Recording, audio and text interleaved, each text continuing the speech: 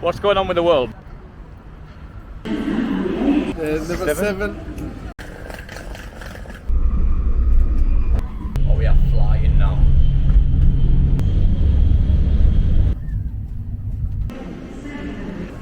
Marrakesh. Cool.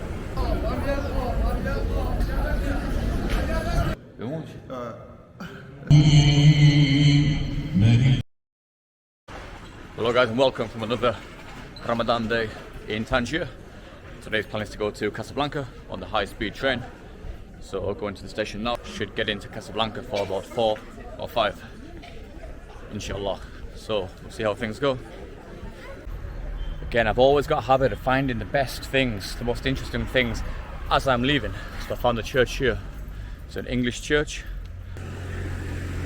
Salam. Go inside, it's okay? Mm-hmm. Wow, who'd have thought you'd find an Anglican, well, English church, it's so called, in the middle of Morocco. Even the names in the graveyard here are English.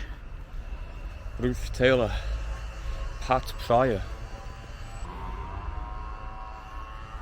Harry Aubrey, whoa, McAllister. I wish I knew more about the history, but as soon as I've just bumped into this place literally on the way to the station, I don't have time to look at the history, but very interesting place. And this is the church here. You can even see the English flag on top. I thought it was an English flag walking past before, but I thought no, it can't be. Salam. When's open, the church? It's open, entrance with donation. Ah, donation, okay. I don't have time, maybe next time in Tangier. Inshallah, yeah. Inshallah. To come tomorrow, we have Easter. Come Sunday. Yeah, it's a shame. I'm running to the Casablanca today. Yeah, it's good. Train, so I need to go to the Gare. Yeah. Where are you from? England. England, yeah. But next time, definitely. Your accent like a Scottish little bit, no? Yeah, Northern England. Northern England. Yeah. Next we time. have lots of famous people here from England. Lots. Coming here? No, buried here. Oh, buried here. Okay. English community in Tangier, unfortunately, is smaller now. They came from Africa, from India, from England. Oh, well, from interesting. You know. Aristocrats people here, writers. They lived here? Yeah. In Tangier? Oh, okay. And this is where they... Oh, okay. Yeah. Thank you. Thank you very much. Bye-bye. You too. Apparently, once upon a time there was a big English expat community here. Probably because Spain's so nearby, Gibraltar's nearby, and you can kind of get here so fast, or maybe just because it was so exotic and so new and you couldn't really travel the world back then so much, so somewhere so close to Europe but so exotic. Maybe for this reason it attracted so many aristocrats, he said, and kind of expats coming here, thinkers, poets. Very, very interesting, and something I never knew until I'm leaving. Typical me. Typical. Pretty strange actually, an Anglican church just here. Anglican church in the middle of Tangier. Who'd have thought? Well, I've heard a few mixed opinions about Casablanca, to be honest. Some people say it's very European and very cool there, pretty modern, but then other people say it can be a bit dirty. It's massive, like a huge city, and at times a bit dodgy, depending on where you go, and maybe a little bit more crime there than in Tangier. So a few people have said kind of be careful there. Yeah, we'll see, I'm interested. They also said the same about Albania. They said don't go to Albania, it's a bit dodgy, a lot of crime there, but couldn't have been further from the truth. And this is somebody from England, so I'm used to the likes of Leeds and Manchester, big English cities. So I don't think there's many places dodgier than these places, to be honest, on a weekend. Station's just here, bit short on time. I made a stop off on the way here to get some food, and the problem with Ramadan for non-Muslims who aren't fasting is that there's very few places open, and the most accessible places are just like Burger King, McDonald's, KFC. They're pretty cheap in Morocco also. I don't know if that's a good or bad thing for myself. I suppose when there's no other options, then it's okay. and you walk into any fast food places during Ramadan, you have the whole place to yourself. It's so cool. They serve you, have like 4 people serving you, and the food's there immediately. And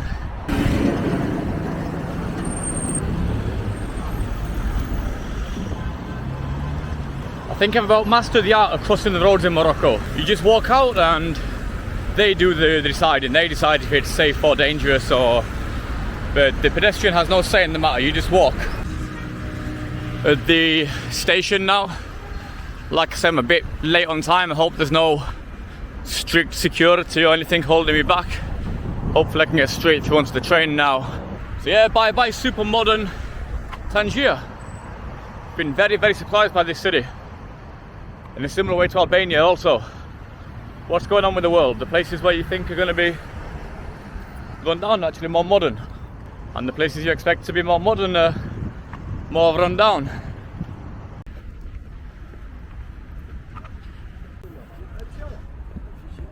Yeah, again, just look how modern Morocco is. In certain places, super modern. I'd say a kind of modernity you don't even find in Europe these days. And also immaculate as well. We can see the floor is super clean. Super immaculate. Let's go inside. Oh, it's like an airport.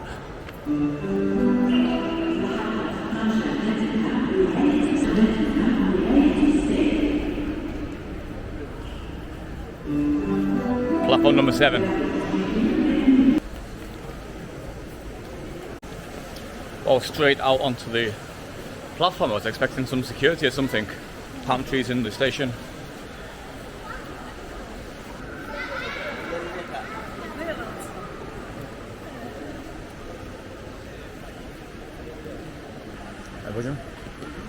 Casablanca? TGV? Casablanca. Yes, this way. Boarding through here? Yeah. Okay, thank you.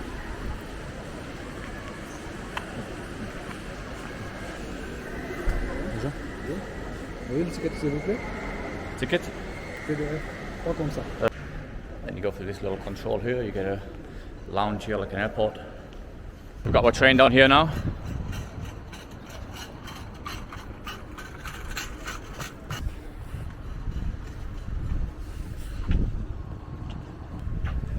And I'm just thinking now, it's Saturday as we speak at 2 o'clock, 3 o'clock back in the UK. I can just imagine the cattle markets now of Manchester Piccadilly, Leeds Station, York Station, all the falling about, all the high heels, the fake tan, the McDonald's, the screaming, the bottles of wine on the train. I can just imagine all of this now. And then you come to Northern Africa, where you maybe expect it to be even more rough and ready, and you get this. Wow, immaculate, such a shock.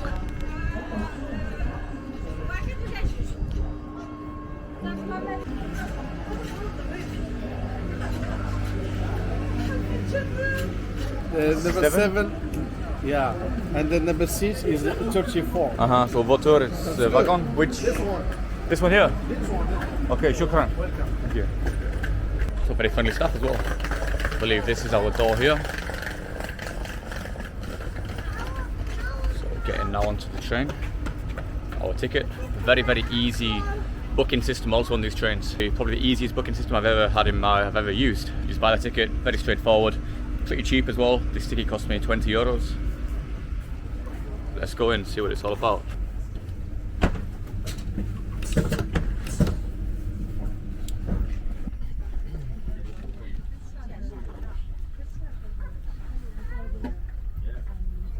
بدي الساعات بين نهار وتصل كازا بين قلت يا الناس. لا أنا عيطت لك البارح أنا والبارح. وفاش غادي؟ It's about an hour, 50 minutes I believe to Casablanca. Only 2 stops on the way. Yeah, big shock again when I booked the train. I expected nothing too crazy, but I expected something relatively modern, but still not to this level. This is like, I don't know, almost Japanese bullet train style. I can see here we're starting today up at Tangier. We're going down to Casablanca down here to cover 350 kilometers in less than 2 hours. is insane.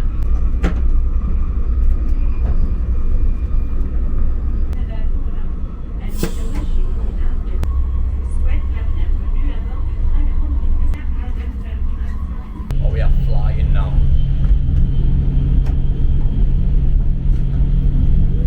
I think this is the fastest train I've ever been on. I never thought I'd say that in Africa.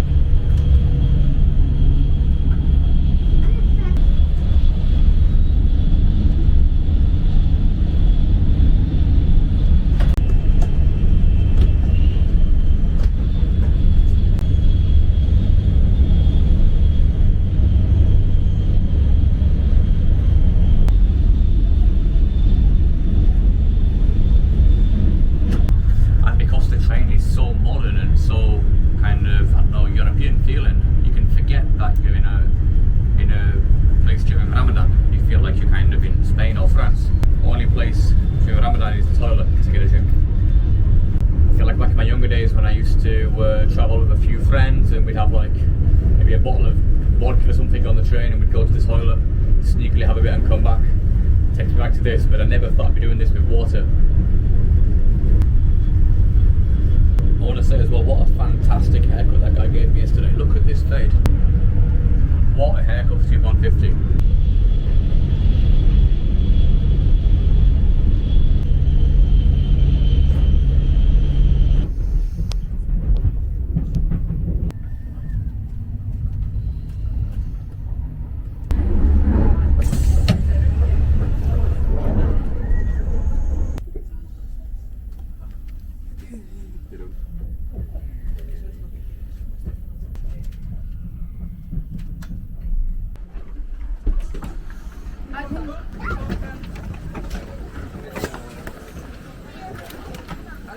So we're in Casablanca now.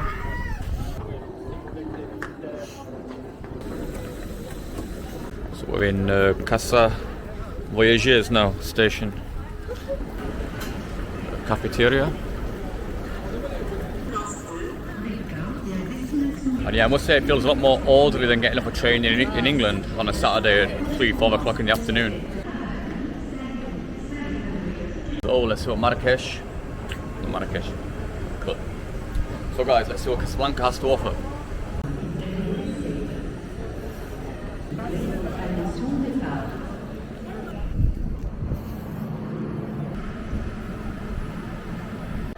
Well, this place is huge. I'm trying to find the way out, but I don't have a clue. Yeah, again, a super modern, super European station. It's hard to believe that I'm out of Europe now. Starbucks. With a rule here that eating in's only for non-Muslims during Ramadan hours. And if you're Muslim, you can only take away. And how do they check? If I walked in, for example, would they ask? I could be like a Bosnian Muslim or something. It could be a blonde Black Sea Turk coming in.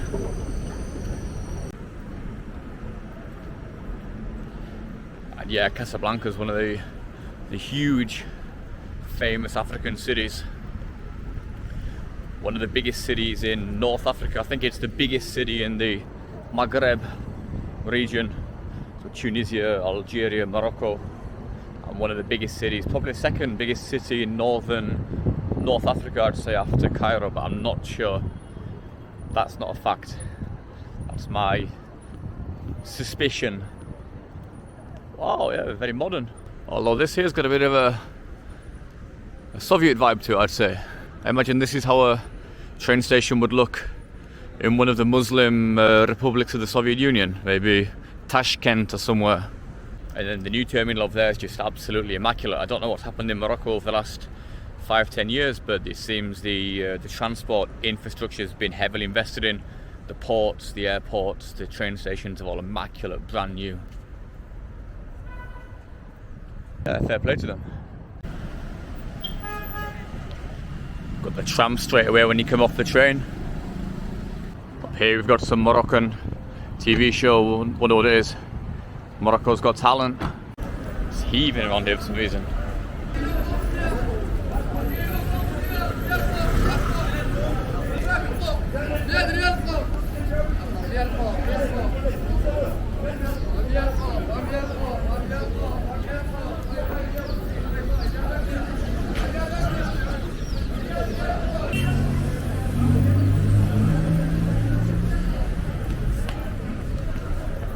So yeah, very first impressions walking out the station. Very orderly. I was expecting a lot more chaos and hustle and bustle. A bit like maybe Cairo, but no. But it seems very chilled out, orderly, organised. There's a gym behind me. I didn't want to film inside obviously because there's people working out and it was packed inside. The gym was packed. I would have thought during Ramadan it would be dead and burn some of the non-lunch energy.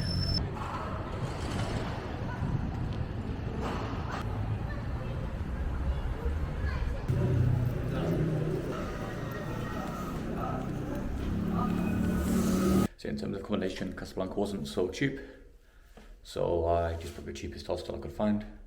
And actually it's not too bad. It's a 5-bedroom dorm. I'm the first one in, so I'll be sharing with 5 other people tonight. So yeah, this guy must have guessed I'm not Muslim, so he came up to me, the receptionist, with this. Said, "Here you go, take this. You'll need it," which is good because I'm still an expert at the slap and wash kind of method. So home comforts. Yeah, it's got a real school trip vibe. This hostel doesn't really feel like a backpackers hostel. Feels more like a kind of school trip lodge or somewhere. Even got a breakfast window, but like in prison, so it's not even a kitchen. The window opens, you get your breakfast and then you sit down. Wonder who I'm going to be sharing a table with in the morning. I'm a bit nervous. Got to make friends fast in this place. Also a bit nervous who are my cellmates tonight. Who knows? But still, you know, £10 a night is £10 a night. So yeah, I've chilled out a bit in the hostel. Very friendly staff actually who work here. So we have here an iftar meal.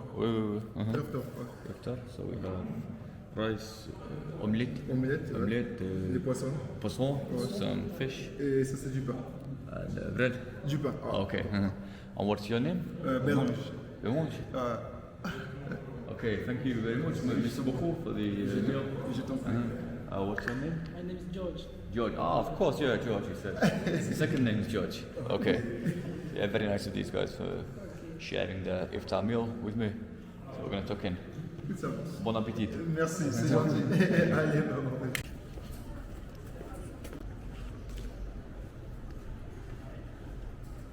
Allez, Notice Casablanca is actually very modern.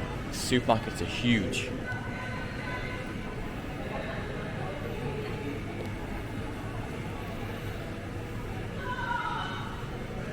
And prices, while they've gone up quite a lot in Morocco, like all over the world, are still a bit cheaper than in Europe. Especially, I'd say, meat and dairy, still not as expensive as in Europe. But the shop is huge. There's literally 2 aisles here just of yogurts. During Ramadan, Morocco is essentially an alcohol-free country. It's essentially a dry country. There's some very small exceptions, but alcohol is generally illegal in Morocco to buy, sell, consume during Ramadan. When your environment totally changes and nobody else is drinking alcohol and it's not even visible, you don't even think about it and you don't miss it. It's made me realise how much of a kind of environmental thing it is, drinking. So we've got here the Hassan II Mosque. It's the biggest mosque in Morocco, definitely. Maybe in Africa. Here it is, huge. And there's a laser beam as well coming out the top. I'm not too sure where it's pointing. I imagine to Mecca.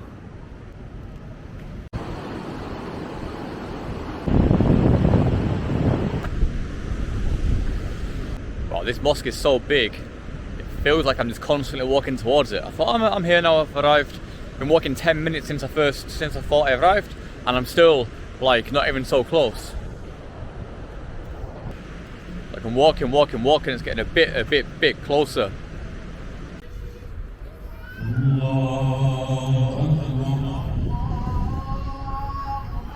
الحمد لله رب العالمين الرحمن الرحيم مالك يوم الدين إياك نعبد وإياك نستعين صراط الذين أنعمت عليهم غير المغضوب عليهم ولا الضالين. So I came in here earlier and I thought it's quite early to be closed at 8. Everywhere was shut apart from the big shops, supermarkets. And then I came back at 9 and it's all open again. So during Ramadan, there's totally different opening hours, and the malls open a bit in the daytime, close about probably 6, and then everyone can have the meal after Ramadan and chill out a bit, and then they open 9 until God knows what time, 1, 2, 3 in the morning maybe. I know at least 1 in the morning. And it's cool how this is Saturday night, and basically, and any European city this time, 10 o'clock on a Saturday night, going to be chaos. In Morocco, it's much more family orientated. You see kids about, shopping malls open.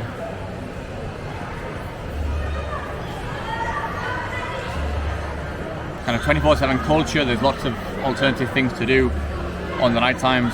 I'm thinking about my country, England. What can you do on a Saturday night? Well, drink. What else? Anyway guys, I'm going to call it a night there. I'm going to continue filming tomorrow. I'm going to get here, I think, for sunset. A beautiful sunset, I think. The mosque. So, till tomorrow, guys.